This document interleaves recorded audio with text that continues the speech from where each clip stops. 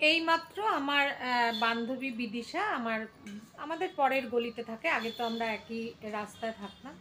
তো আমি দেখছি মোবাইলে টক টক টক টক করে দেখলাম বিদিশার কিছু আসছে হোয়াটসঅ্যাপে, ঠিক আছে। তারপরে আমাকে ফোন করলো, মীনাক্ষী ভিডিওগুলো দেখছিস? আমি বললাম না, কি হয়েছে? দেখিনি, দেখছি। তখন বলল যে আপনাদের কাছেও এটা শেয়ার করছি। যে বলল, জানিস সকালে ঘুম থেকে উঠে দেখি একটা বাজ পাখির বাচ্চা, মানে ছোট সাইজের বাজ পাখি তো এমনিই বড়, তো সেটা রাস্তার মধ্যে পড়ে আছে, কিন্তু উঠতে পারছে না। কেউ একটা পাড়ার লোক নেই যে ওকে একটুখানি মানে দেখবে। তো আমার বান্ধবী বিদিশা দেখার সাথে সাথে ও নেমে পড়েছে, আর কুকুররা ওকে ধরেছে, স্বাভাবিক। এবার পাখিটা উঠতে পারছে না, ও তখন জল খাইয়েছে অনেকক্ষণ। এবার কোথায় ফোন করবে, ফরেস্ট ডিপার্টমেন্টের নাম্বারও ও পাচ্ছে না। তারপরে যাই হোক, জল খাইয়েছে, তারপরে বিস্কুট দিয়েছে, আবার পাখিটা ওইভাবে আস্তে আস্তে বিস্কুট খেয়েছে। এবার ও কি করবে, ওর মাথায় মানে কেউ আসছে না সামনে, কুকুররা ডিস্টার্ব করছে, যার জন্য ও ঘরেও যেতে পারছে না।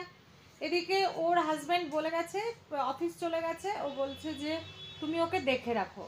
তারপরে ওর মেয়েকে ফোন করেছে, ওর মেয়ে কাউকে কাউকে ফোন করেছে, বলে জানিস পাড়ার একটা লোক এগিয়ে আসলো না, সবাইকে বললাম। এবার ও এতক্ষণ ধরে দাঁড়িয়ে আছে, সকাল থেকে এই ঘটনা।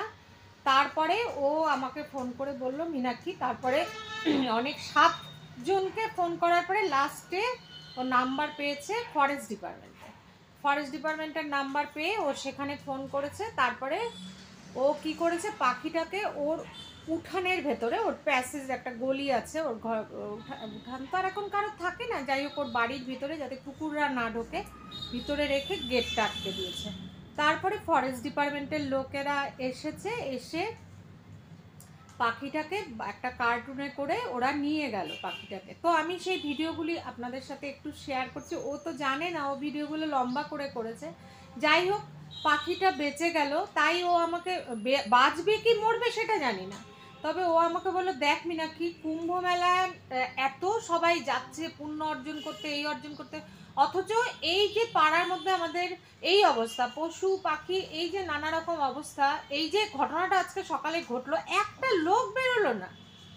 তো এদেরকে যদি আমরা সেবা না করি, এদের যদি আমরা ট্রিটমেন্ট না করি এরকম কোনো ঘটনা হলে, আর তাহলে সত্যি তো এটা তাহলে মানুষের কীরকম মানসিকতা, যে তারা পুণ্য করে অন্যভাবে, কিন্তু আমরা পশু পাখিদের সেবা করতে পারবো না।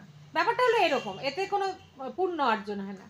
তো যাই হোক, কথাগুলো আপনাদেরকে বললাম। আমি ভিডিওটা এখন আপনাদের সাথে শেয়ার করব, কিন্তু ভিডিওটা লম্বা হয়ে বিদিশা করেছে, যার জন্য লম্বালম্বি হয়ে এসছে। যাই হোক, শেষমেশ পাখিটাকে ওরা নিয়ে গেল ফরেস্ট ডিপার্টমেন্ট থেকে। এখন পাখিটার হয়তো ট্রিটমেন্ট হবে, পাখিটা ভালো থাকুক, ঠিক আছে। সবাই ভালো থাকবেন, এই জন্য ভিডিওটা আজকে আপনাদের সাথে আমি এখনই শেয়ার করে দেবো। জানি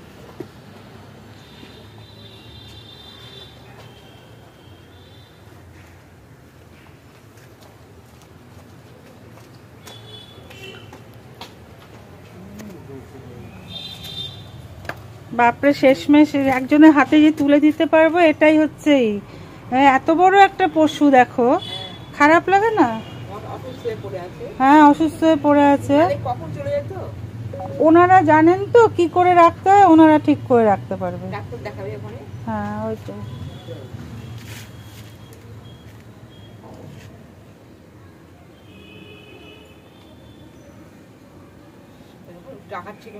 হ্যাঁ,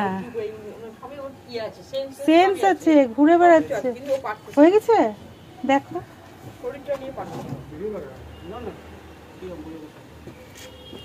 আসে, আমি উল্টো দিক থেকে। এটা মানে আমরা সকালবেলা দেখতে পেলাম তো, সকালবেলা এই রাস্তাতে পড়েছিল। হ্যাঁ হ্যাঁ, ঠিক না, কিছু করবে না রে, কিচ্ছু হবে না তোর, ভালোই হবে। ওই ডাকছে, আর অন্য বাজ পাখিগুলো উপর থেকে দাঁড়িয়ে দাঁড়িয়ে দেখছে, জানো, আমি দেখলাম তো। ঠিক আছে, আপনাদের হাতে তুলে দিতে পারলাম, এটাই হচ্ছে ব্যাপার। বাপরে, কত বড় পাখিটা! হ্যাঁ, কত বড় পাখিটা! হ্যাঁ, আমি ফটো লাগবে? আচ্ছা আচ্ছা, দাঁড়ান দাঁড়ান তাহলে। আয় আয় তুই আয়, আসুন আসুন আসুন আসুন আসুন আসুন, ভয় লাগে আমার। আসুন।